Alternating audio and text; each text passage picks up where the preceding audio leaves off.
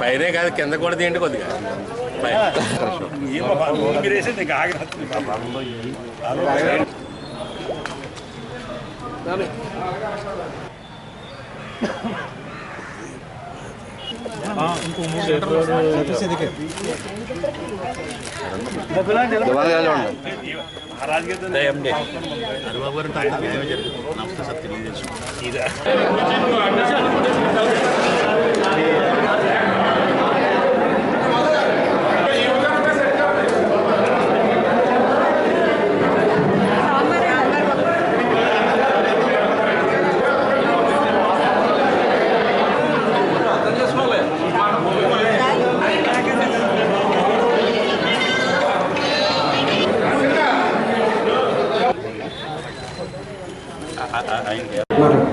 శ్రీ సంస్థ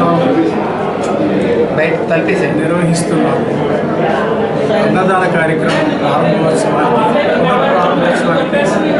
ఈరోజు రావడం చాలా సంతోషకరం. ఎంతో ఉదాత్తతో పిఠాపురం మహారాజులు ఈ కార్యక్రమాన్ని ఏర్పాటు చేశారు. ముఖ్యంగా సూర్యారావు బహదూర్ గారు ఒక సత్సంకల్పంతో రోజు అన్నదానం జరగాలనే ఒక మంచి ఉద్దేశంతో 511 ఎకరాలు ఈ ట్రస్ట్కి విరాళంగా ఇచ్చి ఆ పొలం మీద వచ్చే ఆదాయంతో ఇక్కడ అన్నదానం కార్యక్రమాన్ని నిర్వహించడం ఒక గొప్ప విశేషంగా మనం చెప్పుకోవాలి.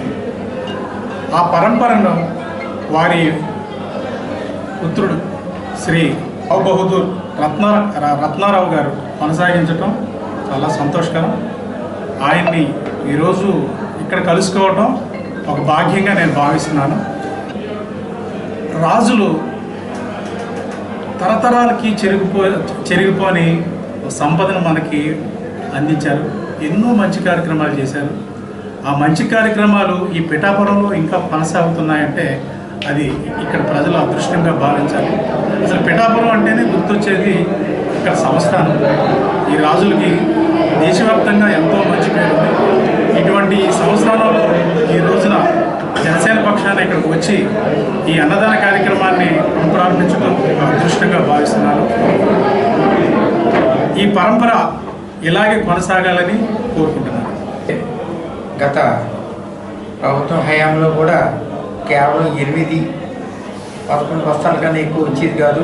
మా సంస్థాన సత్రం మేము స్థాపించిన సంస్థాన సత్రం దీనికి మరి ఎన్నో వందల ఎకరాలు ఇచ్చినప్పటికీ సరైనటువంటి న్యాయం జరగలేదు. ఎందుకంటే వేఫేరర్స్కి, తర్వాత స్టూడెంట్స్కి, విద్యార్థులకి, బెగ్గర్స్కి అందరికీ కూడా భోజనాలు పెట్టి సదుద్దేశంతో మా స్వర్గీయ తండ్రి గారు అయినటువంటి శ్రీ మహారాజా పిఠాపురం రావు వెంకట కుమార్ మహీపతి సూర్యారావు బహదూర్ వారు స్థాపించడం జరిగింది.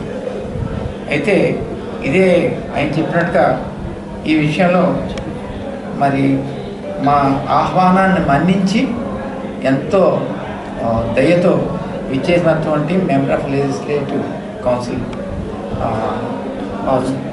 వారికి గారికి నేను ఎంతో కృతజ్ఞుణ్ణి. తర్వాత ఒక విషయం, మా నిర్వచనం ఏంటంటే where the legend hails, where the legend receives respect, there the legend hails. ఎక్కడైతే సనాతనత్వం సగౌరవింపబడుతుందో అక్కడ మరి వైభవం వర్ధిల్లుతుంది అని నా నిర్వచనం. వారు ఆ సనాతనత్వాన్ని గౌరవిస్తూ మాట్లాడినందుకు నిజంగా నేను చాలా ముదావహునయ్యాను, ధన్యుడను కూడా. అయితే ఇందులో ఒక విషయం ఉంది. వీరందరికీ పవన్ కళ్యాణ్ గారికి మరి ఆయన అన్నగారైనటువంటి